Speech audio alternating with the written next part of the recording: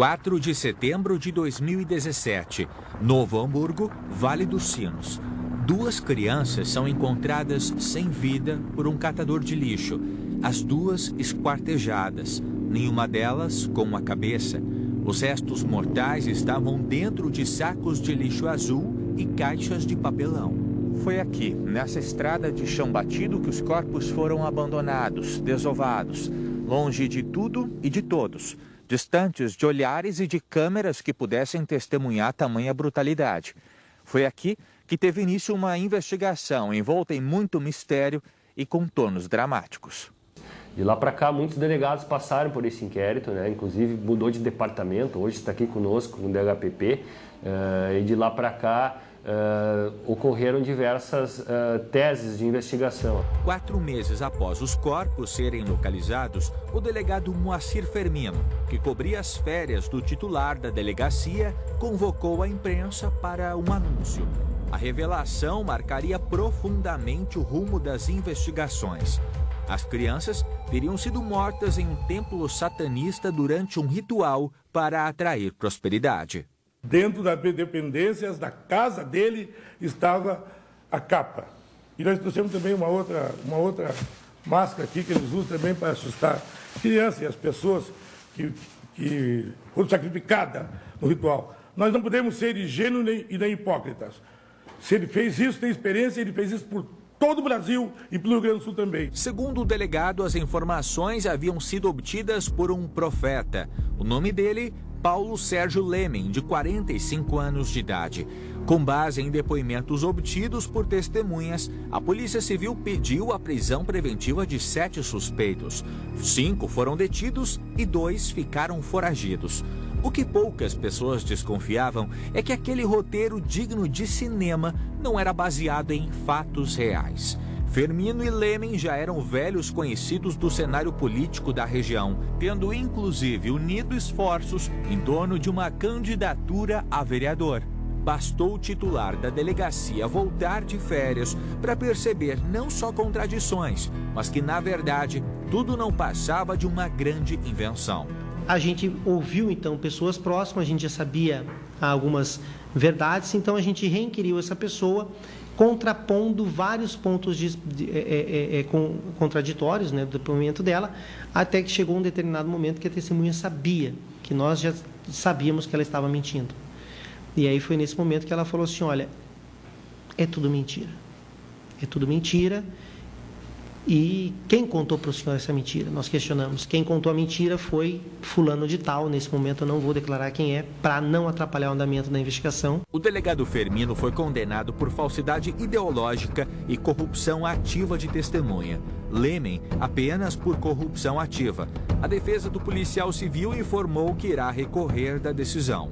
Os 2 receberam permissão para responder em liberdade. Os 5 presos foram soltos.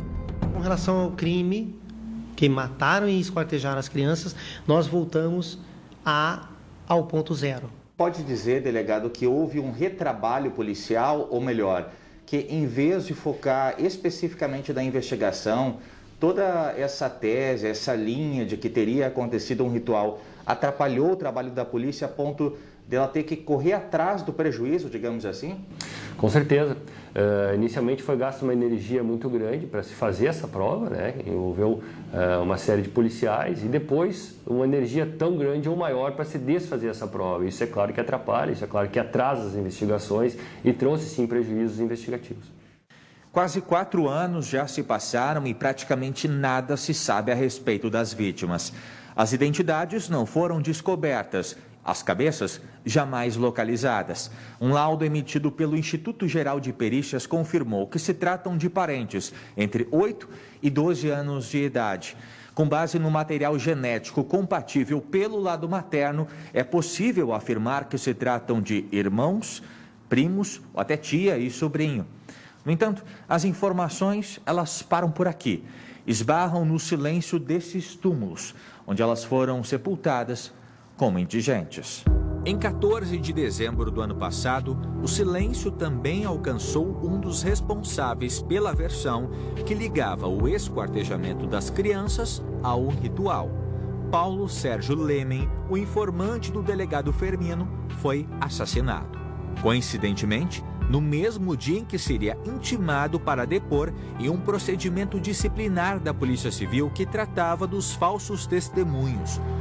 Neste vídeo, obtido com exclusividade pela Record TV RS, Paulo já previa que algo poderia acontecer e gravou esta mensagem. Eu quero avisar uma coisa a vocês. Se por acaso eu sumir ou amanhecer morto ou alguma coisa acontecer, saiba quem é o culpado. Fomos até a delegacia de homicídios em busca de mais detalhes. De fato, ele foi encontrado num lugar ermo, com ferimentos de instrumento cortante, provavelmente faca, na cabeça, no tórax. Ele estava bastante ensanguentado quando foi encontrado. E a polícia ainda instaurou esse inquérito policial. O inquérito continua em andamento para tentar entender qual foi a motivação e chegar nos autores desse delito. Meses antes, em abril, ele já havia sofrido uma tentativa de homicídio. Na ocasião, a ex-companheira foi apontada como suspeita, mas ainda não se chegou a uma conclusão. No entendimento da polícia, é muito mais provável que a morte de Lemen tenha a ver com um relacionamento familiar conturbado do que com o esquartejamento das crianças. Só que 2 antecedentes criminais específicos chamam a nossa atenção. Ele já possuía algumas ocorrências policiais, dentre as quais vias de fato, lesão corporal, estupro. E essa ex-companheira já havia feito um registro de ocorrência dele, acusando-o de estuprar na época, enteada dele, de 11 anos de idade. Então, já existe um histórico nesse sentido. Depois foi feito um registro de ocorrência 6 dias antes do homicídio dele, de outro estupro, que está sendo apurado ainda. Na ocorrência mais recente contra Lemen, a possível vítima de estupro tinha apenas 4 anos de idade.